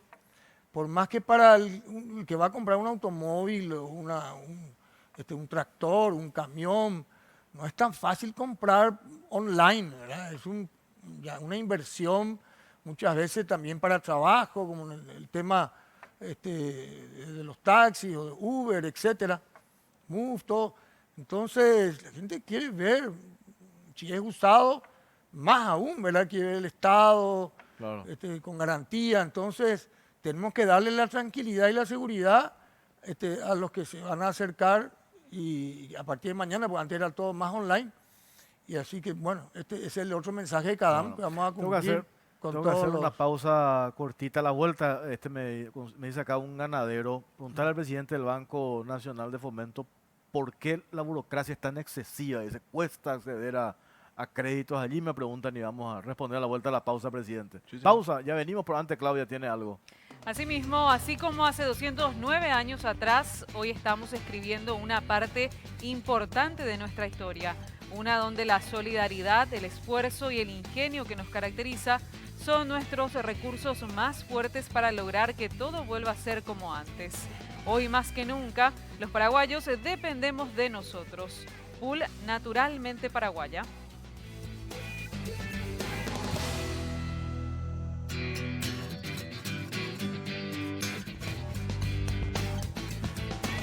Bueno, seguimos en Caro Cruz, presidente. Acá un arquitecto me dice, la burocracia también, aparte del ganadero. Me dice, hace 35 días que pedí un crédito y hasta ahora, ¿por qué tanta burocracia? ¿Es así tiene que ser? Bueno, yo quiero un poco hacer historia ahí. Tenemos burocracia y tenemos alta demanda, ¿verdad? Hoy en este momento, desde que pasó el tema de la pandemia, la burocracia ya venía, ¿verdad? Porque el Banco de Fomento, el 60% está en su cartera en consumo. Cuando me invitaron a mí en octubre, el presidente y el equipo económico me invitaron a venir al Banco de Fomento, ¿verdad? Mi primera experiencia en el sector público. Me dijeron, tenemos que seguir la visión, apoyar el sector productivo, apoyar el sector comercial, industrial, lo que generan empleo, como estaba diciendo recién el licenciado Miguel. Entonces, ese es nuestro desafío hoy. ¿Y cómo yo voy a salir de esa burocracia? Tengo que crear bancas como cualquier banco privado, ¿verdad? Está muy claro eso. Nosotros ya veníamos con toda una estructura estratégica. Cuando yo quiero entrar al sector ganadero, tengo que tener un equipo fuerte, una banca ganadera, una banca agrícola, una banca del sector industrial y bien fortalecido. No ser un área más nomás, tiene que haber una gerencia, así estructuran los bancos. Bueno, esa es la estrategia de nosotros ahora. Estamos nomás también con tema presupuestario. Ustedes saben, lastimosamente al Banco de Fomento también se le incluyó y se le comparó con un ministerio, Jorge. Cuando salió el tema no puedo contratar, se le metió al Banco de Fomento con un ministerio. Imagínate, hoy me dicen, al Banco de Fomento no, se dice, salió un decreto, una ley, ¿verdad? del Congreso, dice no se puede hacer publicidad. Un banco sin publicidad y decir tengo un producto del sector ganadero, es imposible, ¿verdad? Bueno, ahora el equipo económico me está ayudando, el ministro de Hacienda también, un poco a revertir eso ya en breve y con eso vamos a armar las bancas. Yo creo que le vamos a dar esa fluidez a los sectores. Justamente estábamos hablando con el licenciado también al sector de préstamos vivienda, porque nosotros ya estamos participando en el equipo económico, nos invitan como Banco de Fomento a tener unos departamentos fuertes en créditos vivienda a largo plazo, apoyar a la industria, el tema de las empresas que más mantienen empleo, que es el objetivo, tener el empleo, ¿verdad? Con créditos a largo plazo. Esas son todas las estrategias que el Banco de Fomento está apuntando, ¿verdad? Y hay una alta demanda, lo que decía el arquitecto.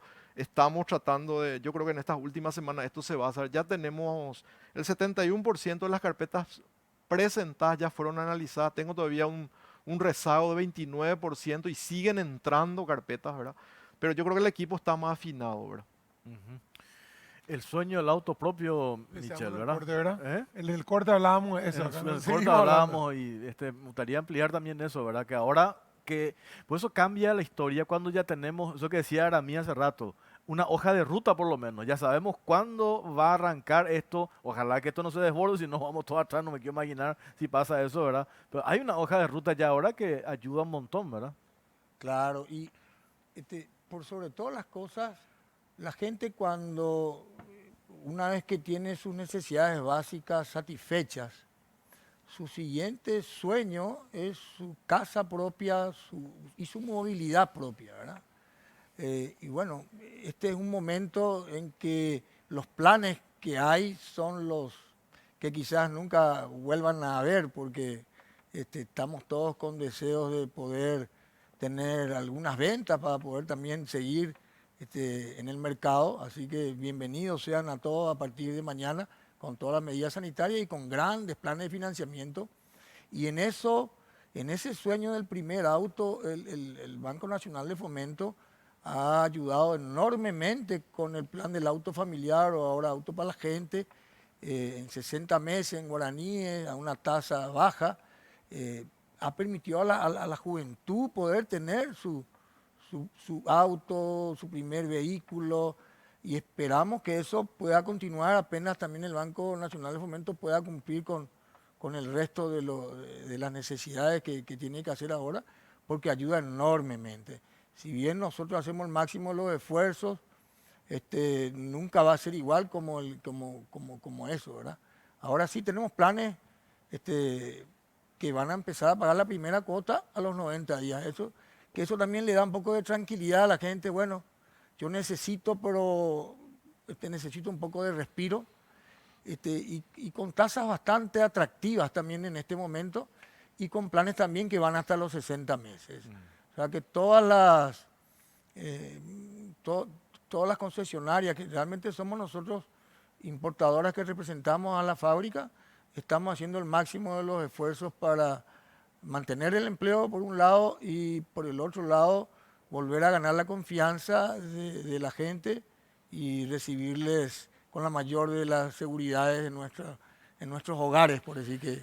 Perfecto. Gracias, Miguel, por tu Muchas tiempo. gracias, Muy amable. Jorge, muchas gracias, Pipo, Claudia, y bueno, espero que ese sol que está empezando a salir salga para todos, ¿verdad? De alguna manera es la mejor manera. Eso me sonó a Encuentro Nacional y vos sos de Pachequería. El sol Sí. sale para todos. No me Fue digas que están Encuentro Nacional en su momento, así que habrá sido Encuentro Nacional en su momento. Habrá sido, ¿verdad? Pero ahora volviendo a esto, hoy tuvimos un día hermoso, ¿verdad? Un día Sí. soleado. Y bueno, el día soleado también que sea no solamente espiritual, sino que también un poco en este momento económico. Sí. La gente está sufriendo mucho el tema económico, un Sí. tema difícil, duro, y todo lo que se pueda hacer para recuperar los empleos va a ser poco en este momento.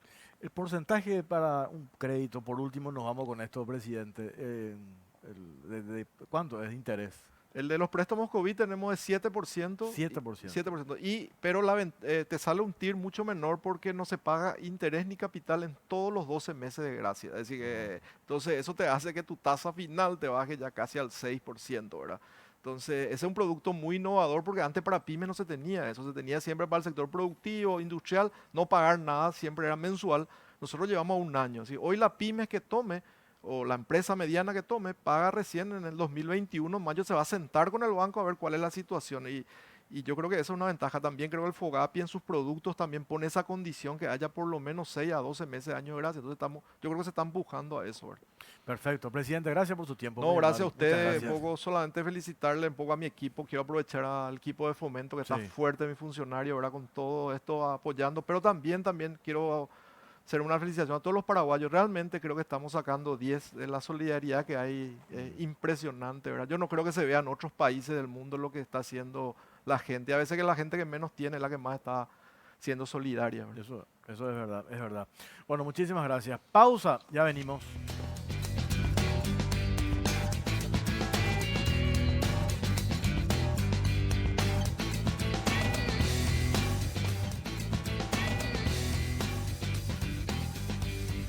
Bueno, seguimos en Cara o Cruz. Ya está con nosotros Gustavo Leite, ex ministro de Industria y Comercio. También yo hacía referencia que estuvo en la Secretaría Técnica de Planificación como introducción a lo que vamos a hablar con él, tema reforma del Estado en general. Este es el momento no de hacer la reforma del Estado, aprovechar esta coyuntura que algunos dicen. Siempre fue el momento de hacer la reforma del Estado. No, pues siempre, al contrario, siempre te decían no es el momento, hay otras prioridades. ¿Quién te decía?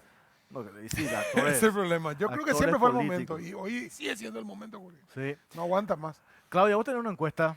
Tengo una encuesta y quiero hacer un comentario más que saber si es el tiempo o no, si es que hay la voluntad, realmente creo que es la consulta. Pero tenemos una pregunta para todos ustedes a través de las redes sociales que dice, ¿están dadas las condiciones para aplicar una profunda reforma del Estado? ¿Sí o no son las opciones? ¿Cómo estás, Gustavo Leite? Bien, muchas gracias, un gusto. Saludos a los que nos quedan. Estamos en Unicanal, estamos en Canal 13, estamos en Radio 1, tenemos una amplia... a los que nos quedan que creen que es el momento de hacer la reforma. Yo creo que la mayoría de la gente está cansada, Gustavo, del tema de los gastos, de todos los gastos corrientes que vemos y del mal gasto corriente, ¿no?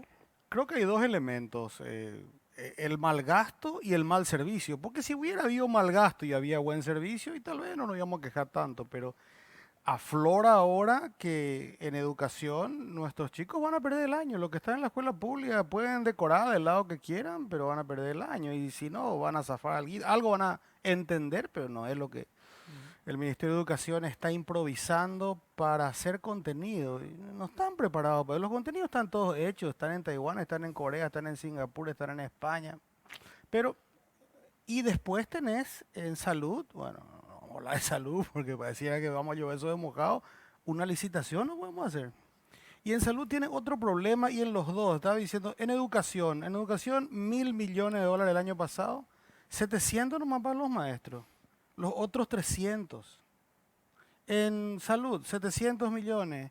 28.000 funcionarios de los 42.000 son de salud. El resto es burocracia. Por eso que la gente putea, y tiene razón. Entonces, cuando nos faltaba la plata, tal vez no era el momento. Pero ahora falta la plata. Hicimos lo peor. Cometimos el error, y incurrimos en un déficit de casi $600 millones el año pasado para pagar sueldos. Lo peor del caso es que nos mintieron. Nos dijeron, tenemos que llegar al 3% del PIB, porque si no va a parar la obra pública. Y no fue para la obra pública. Entonces, no solamente es el mejor momento para hacer la reforma, porque los servicios están muy mal y la gente merece mejores servicios, sino porque si no hacemos la reforma, no va a haberlo para pagarle a la gente que da el mal servicio. Entonces, eso es lo que yo vengo escribiendo en el Diario de la Nación hace ya 5 semanas. Nosotros con un grupo de amigos ya nos preocupamos de esto en noviembre del año pasado, porque cuando el Ministerio de Hacienda pide el ok del Congreso para elevar el déficit en noviembre, es porque hay problemas. Cuando tenés un plan y ves que no, en abril, en mayo, decís, bueno, pero en noviembre es demasiado desesperado. Y hoy vemos también, ustedes saben mejor que yo, vemos que vos mirás las ejecuciones de ciertos rubros, las ejecuciones de bienes de cambio, las ejecuciones de servicios no personales, nunca llegan al 60%. Quiere decir que el ministro de Hacienda con este dedito puede hacer la reforma si quiere. Esa es la realidad, porque el Congreso hace cualquier cosa. Bueno, el único que tuvo el coraje para vetarle al Congreso fue Cartes en su momento, y le generó el quilombo que le generó. Bueno, pero alguien lo tiene que hacer. Después, vos tenés que sale el presupuesto, lo promulga y se promulga el decreto, y ahí viene el plan financiero que ya le recorta luego una parte. Y después viene el plan de caja, y después viene lo que el ministro de Hacienda no le transfiere nomás ya a los ministerios. Entonces, incurrir en déficit es, hasta te diría, poco serio. Y te digo más, yo estuve mirando los números y hablo mucho, no, pero el problema es que hay mucha gente. Nicanor metió más de 100.000 personas al sector público y perdió las elecciones. No tiene ninguna correlación cuántas más personas metes, porque Cartes sacó 11.000 personas, estoy hablando neto, del sector público. Bueno, Santi no ganó, pero yo creo que lo que se expuso en ese momento, y Marito ya metió 10.000 otra vez. entonces no aprendemos. Cuando viene alguien y hace algo y trata de enmendar, porque Benigno López mismo dice, nos dejan un país ordenado. Era cierto. Les dejamos un país que crecía a 4,5% por año, que nunca incurrió en déficit para más allá de lo que es infraestructura. Y mira lo que tenemos al 2019. Ni siquiera hablo del COVID, porque el COVID vino a darnos un remate. Entonces, la reforma, y lo dice un amigo que trabajó con nosotros, y yo lo digo siempre, la reforma se va a tener que hacer por obligación, aunque no se haga por convicción. Convengamos que también, Gustavo, el año pasado, el 2019, fue un año pésimo. Factores que influyeron para que tengamos en diciembre esto que planteó el ministro de Hacienda. Había razones. En 2019 tuvimos la sequía, la caída de los commodities, o sea, una serie de elementos que también llevaron a ese escenario, digamos, muy distinto. Cuando ustedes estaban, había como más viento a favor, digamos, para navegar, digamos. A nosotros nos tocó la inundación del 2015, nos tocó seca. Teníamos muñecas, Jorge, y teníamos buena intención. Vamos a ser sinceros. Vos cuando sos presidente de General Motors no le podías decir a tu accionista, ¿sabes qué? Perdimos porque vino la tormenta y no vendimos bien y había mucha nieve y después una retracción económica. Eso ya te diste cuenta en abril. Ya tenías que haber hecho algo. ¿Por qué no hiciste algo? Generaron dos anuncios de reactivación económica. Uno de 900 millones y otro de no sé cuántos. Ahora generaron un tercero de 2.700. Ya nadie más sabe qué cifra. Uno dice, dentro de 5 años recién nos vamos a recuperar. Ahora sale diciendo, no, dentro de 6 meses nos vamos a recuperar. Cash in es el manejo de la economía. Y la economía es muy sensible. Así como fue muy sensible que se vaya el presidente de la República a revisar los hornos donde nos iban a cremar por el COVID y nos quedamos todos en nuestra casa, ¿verdad?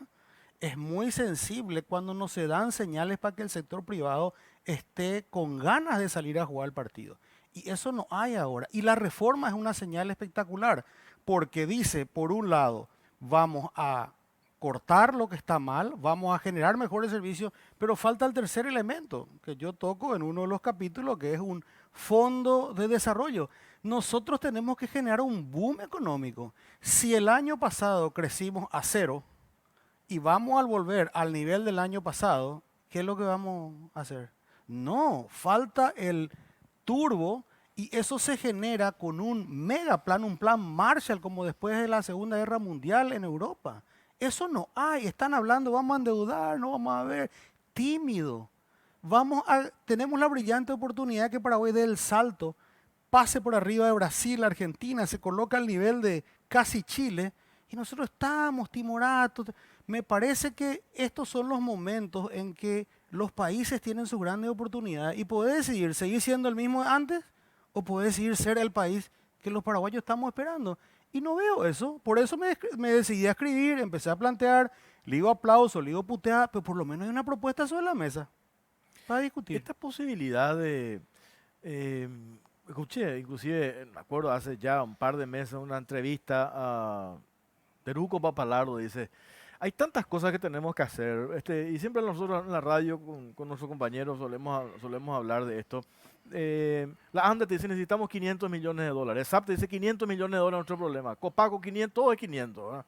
Entonces, ¿por qué no hacemos ya no nos endeudamos bien? Y Teruco dice, planteémoslo Itaipú, 20.000 millones de dólares y hagamos todo de una, de lo que hace falta en materia de infraestructura, servicios, etcétera, etcétera, porque siempre se alega que es un problema de plata, todo tiene un problema de plata. ¿Estarías de acuerdo con eso? Yo no estoy de acuerdo con endeudarnos ni un centavo. Yo creo que una buena gestión financiera nos puede llevar a déficit cero en el 2022, pero al respecto, si yo te dijera vamos a ir para atrás 30 años y vamos a meter los royalties hace 30 años en un fondo soberano, ¿verdad? Hoy hubiéramos tenido 21.000 millones de dólares. O hubiéramos tenido 21.000 millones de dólares para invertir. Cometimos el error de meter los royalties al presupuesto y dejar que la clase política nos maneje los royalties con criterio político, politiquero, no de desarrollo. Lo que estoy diciendo es conocido el partido, sabemos que perdimos 5-0, ahora viene un nuevo partido. Itaipú nos va a generar caja. Lo que genere ahora adelante, en vez de endeudarnos, voy a entregarle a un fideicomiso y voy a pedirle que me den ya esa plata por los próximos 30 o 40 años, entonces tengo un fondo. ¿Y qué voy a hacer con ese fondo? Voy a recomprar la deuda. La deuda nos cuesta 700 millones de dólares al año. Es lo que le falta a salud y educación. Si vos no tuvieras deuda, boom, solucionaste salud y educación. Vamos a meter 15.000 millones a un boom de infraestructura, porque vi que estaban ahí hablando de la informalidad. La informalidad no va a solucionar diciéndole al informal, hacete pues formal para llevarme. La informalidad se va a solucionar cuando rebase la plata, cuando todo el mundo ande bien. Entonces el informal, voy a hacerme formal porque el crédito es más barato. Pero mientras tanto, el informal no va a conseguir crédito. No va a conseguir crédito. El banco no le va a dar, porque no le puede dar, aunque hayan tantas ideas. Pero ese boom que se genera, ¿cómo se hace para que yo genere el boom que generó Itaipú en su momento y ese boom se mantenga después? O sea, que no haya un 82, 83 que nos vimos al carajo. Y porque en el proceso, si no haces la reforma del Estado, va a haber eso. Si no tenés mejores bachilleres, si no tenés mejor salud, claro que por eso que estoy proponiendo, vamos a hacer una reforma. Ustedes no me leen, ustedes trabajamos para el mismo diario, pero no me leen. Y después digo, nos van a sobrar 5.000 millones de dólares en un 30.000 hipotético. Vamos a meter 2.000 millones de dólares a vivienda, a inflación más 1, a 30 años, que todos puedan hacerse su casa. Porque nosotros le estamos entregando casas que tal vez la gente ni puede pagar. Pero ¿qué pasa si Jorge quiere decir, yo no quiero una casa, yo quiero 2 piezas más en mi casa? Listo, toma, financiada. Vamos a meter buena plata de la agricultura familiar y vamos a meter plata de largo plazo a la industria. La industria en Paraguay, si no tiene un fondo de desarrollo, jamás va a tener plata a largo plazo. Y necesita plata a largo plazo porque lo que se viene es dar un salto a las industrias de mayorísimo valor agregado. Si la industria paraguaya tuviera fondos a 20 años o a 30 años, a inflación más 1, inflación más 2, puede tener la industria de altísima tecnología para irse a Europa, a los mercados. Pero si no, se va a quedar ahí. Mismo tema con la ganadería. El tema de la ganadería es un tema de calidad. Yo siempre le digo a todos, Taiwán, mire, Taiwán le paga la misma carne, el cuarto trasero, 4.700 dólares a Paraguay, 6.900 a Australia y 9.000 a Estados Unidos. ¿Por qué? La misma carne, calidad. Y tenemos que invertir en que todo el rebaño de Paraguay tenga calidad. Entonces, en vez de exportar 1.500 millones de dólares, vamos a exportar 4.000 millones de dólares. Pero estamos buscando siempre quien nos lleve esa carne que no nos gusta luego tanto. Entonces, estamos pensando chico. Lo que yo estoy planteando en mis ensayos es, vamos a pensar en grande sobre la base de, vamos a reformar la forma en que administramos la finanza del Estado. Vamos a tener un nuevo modelo de salud y educación y de seguridad y vamos a hacer un turbo a la economía. Y ahí podemos pensar dentro de 7, 8 años que Paraguay va a empezar a salir de la pobreza. Si no, anoten acá, estamos condenados. De todo esto que estás diciendo, Gustavo, acá, no digo un amigo, ¿verdad? Pero una persona del gobierno, no es mi amigo, me dice, esto que estás diciendo está como que de acuerdo, ¿verdad? Pero cuando estuvieron en el poder, ¿qué hicieron, verdad? Porque ahora como que está del otro lado, da la sensación de que es muy fácil o más fácil describir la realidad, qué es lo que hay que hacer. Es la pregunta indicada para el momento indicado y tal vez yo sea el hombre indicado para... En primer lugar, solucionamos un problema de un gobierno que nos dejó caja para 6 horas. Ese es el primer tema que hicimos. En segundo lugar, generamos que Paraguay, a pesar de todo lo que hubo, creció al 4,5% durante 5 años. Generamos después que Paraguay se inserte como la fábrica de la región. Trajimos más de 200 industrias a Paraguay. Creamos más de 20.000 puestos de trabajo industriales de exportación. Generamos un documento que se llama Perspectiva de la Problemática Energética de Paraguay 2040. Evidentemente era imposible hablar de este fondo en 2013, cuando que la negociación se va al 2023. Pero ante el escenario del COVID y ante la malaria del año pasado, vos podés pedirle a Brasil, vamos a adelantar las negociaciones. Una cosa es empezar a negociar 2013 para 2023, otra cosa 2020-2021. Entonces, no se daban los momentos. Cada gobierno tiene las problemáticas de su tiempo. Las problemáticas de nuestro tiempo las manejamos muy bien. Y es más, nosotros fuimos un gobierno reformista. Nosotros pasamos de 85 centavos de guaraní recaudado para gasto a 73. ¿O por qué creen que hubo más inversión? ¿Por qué hubo más vivienda? ¿Por qué hubo el doble de Tecoponé y programa social en el gobierno Carte? Nadie nos regaló la plata. Nosotros nos endeudamos solamente para infraestructura. Es una buenísima pregunta, porque me permite decirle, nosotros iniciamos la reforma en educación. Marta Lafuente fue la última gran reformista. Ella metió el K3 y el K4, que es la educación inicial, lo que te recomiendan todo. Llegamos a 600 escuelas, después la echaron. ¿Quién la echaron? ¿Quién la echaron? Los que no quieren la reforma. En salud fuimos los que introducimos la telemedicina. En salud tenemos otros problemas. En salud hay 9.000 médicos en Paraguay, más o menos. Necesitamos 14.000. ¿Y qué vas a hacer? ¿Dónde ha inventado un doctor? Nos puede llamar, vení a hacerte doctor. Tenemos que usar tecnología. Introdujimos eso. No nos dieron los tiempos. Sí, es cierto. ¿Podíamos haber hecho más? Podíamos haber hecho más. Claro, siempre puede haber hecho más. Es lo que decía nuestro señor Oscar Schindler, ¿verdad? Pero hicimos nuestro trabajo. Hicimos bien nuestro trabajo. Nos tocó lo más duro, hicimos bien y no lloramos. Nunca ni le pusimos excusa a nada. Me parece penerí la excusa de que el clima, no sé qué. Cada uno tiene que hacer lo que le toca. Si este gobierno pone credibilidad, pone gente nueva, pone ideas sobre la mesa, todo Paraguay le va a apoyar. Pero hoy si mirás, la gente está medio, pucha, otro escándalo. La gente está esperando dónde va a explotar el próximo escándalo. Y eso no es bueno para la economía. Claudia. Sí, le quiero consultar justamente sobre este proyecto que se anuncia que se va a presentar ya en las próximas semanas, que está liderado por el vicepresidente de la República, Hugo Velázquez. Reforma del Estado, hablaban de disminuir algunos ministerios, crear el Ministerio de Economía, instalar finalmente la carrera civil. ¿Qué hay sobre eso? ¿Las ideas están bien? ¿Se va a poder aplicar? ¿O no? Las ideas siempre son buenas, pero reforma del Estado no es cortar gastos solamente. Reforma del Estado es cortar gastos porque ya no aguanta luego tu caja y dar mejor servicio. Entonces, cuando me hablan de que se va a presentar una nueva forma de salud y de educación, y bueno, tal vez llevar estos temas al BID, al Banco Mundial, son muy lindos, pero va a tardar demasiado y la gente no va a aguantar. Yo por lo menos creo que el modelo de educación de Taiwán es lo que se puede replicar acá empezando en febrero. Y no es mucha plata más.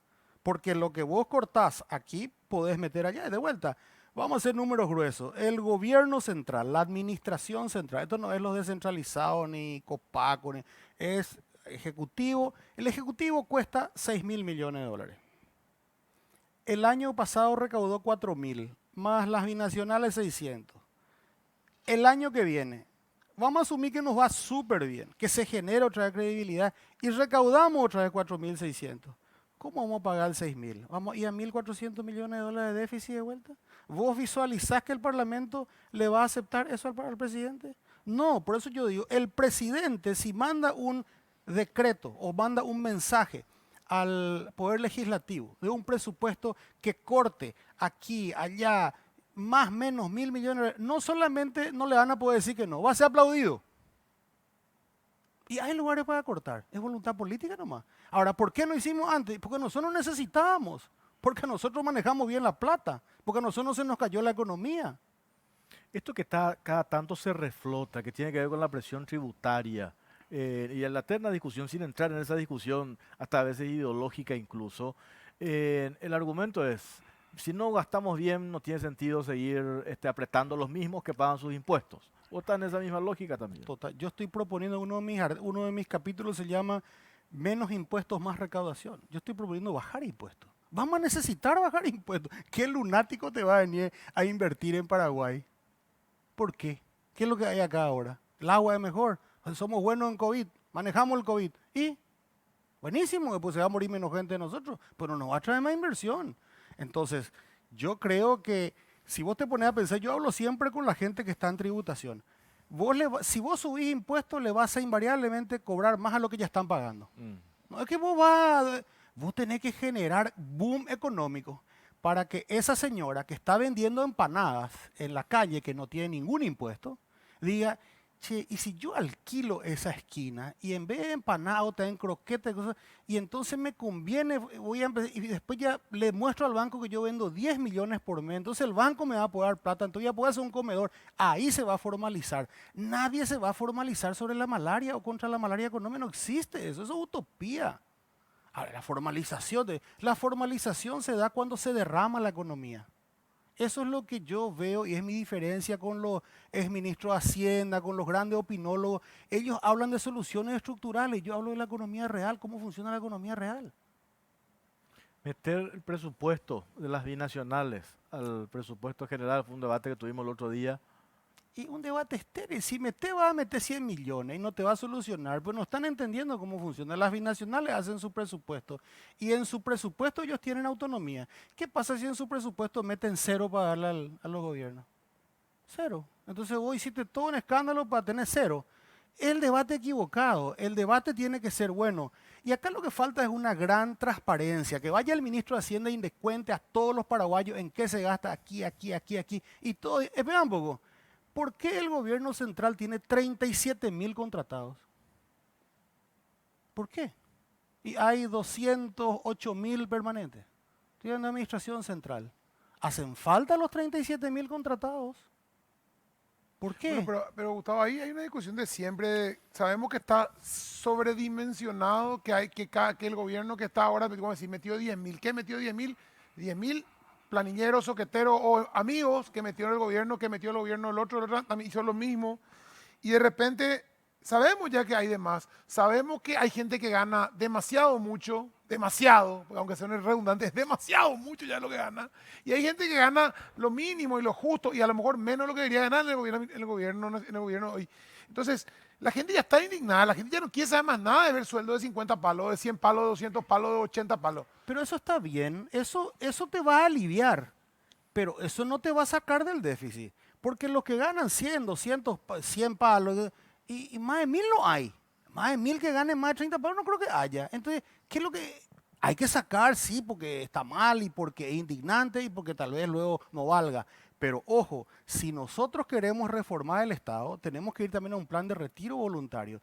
Yo fui ministro de Planificación en su momento con Cubas, un gobierno que duró 7 meses. En esos 7 meses con el ministro Dole ahorramos 10 millones de dólares por mes, año 98, equivale más o menos a 50 de hoy, en gasto superfluo, y sacamos 25.000 personas. Y no pasó nada, sí, nos echaron del gobierno. Igual te van a echar del gobierno si vos no haces los cambios, la gente vive mal. Eso es lo que tenemos que entender. Por eso inicié diciéndote, Nicanor metió 100.000 personas y igual perdió. No tiene nada que ver. Entonces, el cuco de que la gente, nadie quiere echar gente a la calle, pero un buen plan de retiro voluntario es para lo único que yo me endeudaría. ¿Por qué? Porque se pagan 2 años. Es la única deuda que se pagan 2 años. A cada 2 años no necesitas más, ya pagaste y ya se fue. Entonces, la nueva deuda tiene que ser para cosas lógicas y nuestro fondo va a hacer falta si queremos tener realmente desarrollo económico. Si queremos seguir siendo igual, lo vamos a seguir llevando con la panza, nos van a mentir, el déficit estamos controlados, van a hacer un gran panel de exministros de Hacienda, van a decir que está todo bien y no va a estar bien. Entonces, yo lo que estoy planteando es, llegó el momento de graduarnos, queremos ser país que crece o queremos ser el de siempre. Y vamos a estar felices porque tenemos menos muertos que Argentina. Nos va muy bien en el COVID, mejor que Chile. Pues uno le puede dar a doña Juanita el recorte de diario que dice que Paraguay, la OMS, debe ser la institución más criticada de la Tierra en este momento. Nosotros estamos felices porque nuestro presidente se fue a hablar en la asamblea, ellos por Skype. ¿Y de qué nos sirve? ¿Qué es lo que nos van a dar? Creo que llegó la hora de despertarnos y decir, tenemos una crisis, el mundo tiene una crisis y van a haber países que van a salir, van a haber países que se van a quedar y van a haber países que van a ir para abajo. Tenemos que decidir cuál país queremos ser. Así como estamos haciendo, tenemos todas las de ir para abajo. Esto que dijiste al inicio es también hoy revelador, ¿verdad? Demostramos que ninguna licitación pudimos hacer para comprar insumos. 70 días. 70 días, hoy llegó un avión de Taiwán. Mira, si mañana se empiezan a contagiar la gente, el que nos va a salvar es la donación. Y nosotros nos fuimos al Parlamento para darle 1.600 palos y 600 para salud para que no falte nada. No tenemos nada. No usamos ni 90 en 75 días. Ni siquiera usamos 90 en 75 días también de la ejecución. Pero el fiasco, porque yo miro, ¿verdad? Y veo ahora que el ministro Mazzoleni, el capitán, denuncia. ¿Y qué es lo que denuncia? Si él es el que hizo la licitación y él es el que adjudicó, ¿qué es lo que denuncia? Denuncia que él adjudicó cama sobrefacturada y él es el que firmó la... ¿Qué es lo que yo no entiendo acá? Pues, si se hace bien la investigación, acá explota todo. Si se hace bien, ¿quién tiene que hacer bien? ¿La Y fiscalía? Ahora ya el problema es la fiscalía. Pues fue, vamos a rescindir, vamos, no es suficiente. ¿Eh? Y después viene el tema, bueno, no hay daño, no hay daño. Y si no hay daño, ¿para qué denunció? Vean, pues después hay un rumor, oye, que alguien ya le dijeron lo que ya está todo hecho, firme nomás ya. No funciona así. Yo fui ministro ordenador de gastos. El ministro es responsable de todo lo que se salga del ministerio. Si el ministro compra esta copa, que vale 3 en 4, el ministro incurre en lesión de confianza. Si el ministro afirma que adjudica a Pipó cama por 4 millones y algo y esa cama se despachaban a $60 en el aeropuerto, el ministro está en problema. Aunque a lo mejor sea honesto. Sigo escuchando y por último, ¿verdad? Para irnos, Paraguay no le puede seguir dando la espalda al gigante asiático. Es cierto, pero el gigante asiático no le puede chantajear a Paraguay de que rompa con Taiwán para tener relaciones comerciales con el gigante asiático. Y te doy un dato ahora fresquito. ¿Sabes cuánto le vendió Taiwán a China continental el año pasado? ¿Cuánto? 91 mil millones de dólares. ¿Y sabes cuánto le vendió China continental a Taiwán el año pasado? ¿Cuánto? 57 mil millones de dólares. Y Ese no es los únicos pocos casos de que hay balanza comercial positiva para alguien con China, porque si no te invade con todo. bueno, pues te estoy diciendo, hermano, ¿por qué a Taiwán no le obligan a romper relaciones con Taiwán? ¿Por qué pero nosotros ya otra vez tenemos que ser el que tiene que bajarse el pantalón? Es indigno lo que nos plantean y es indigno que la rural y unos cuantos estén haciendo lobby para que nosotros nos bajemos el pantalón. Yo estoy de acuerdo, vamos a negociar con China, comercial con comercial, yo te dejo entrar a vos acá, ¿o acaso que el 10% de la soja que sale de Paraguay no es del Estado chino? Claro que sí, es de Noble es de COFCO, entonces nosotros somos buenos y le dejamos entrar, pero yo bajo ningún criterio voy a aceptar que a mí me pongan una pistola y me baje el pantalón para que... No, me parece que los que están defendiendo, esos son unos legionarios modernos. ¿Eh? Gustavo, gracias por tu tiempo, muy No, amable. a ustedes, gracias a ustedes. Muchas gracias. Claudia, ¿qué dice tu encuesta? Vamos a ver rápidamente los números en las encuestas habilitadas en redes sociales. ¿Qué dice la gente? Están dadas las condiciones para aplicar una profunda reforma del Estado. 61% sí, 39% no. Vemos Facebook también, 86% sí y 14% no. Muy bien, nos vamos, Pipo, Claudia, muchas gracias. Nos Buenas reencontramos noches. el próximo domingo, si Dios Yo quiere. quiero Buenas agradecer noches. a ¿A quién? complot, mi camisa Por y la mi segunda saco, vez, mi ¿cuánto campera. te da por tocar? No, una vez nomás dije. No, dijiste, al inicio ¿Cómo dijiste. te dije? No, Sí, dijiste. tengo que poner mi... Bueno, está Tengo que bien. pagar, digo, ¿qué vamos a hacer? Está bien. Chao, chao, chao, chao. Chao, chao.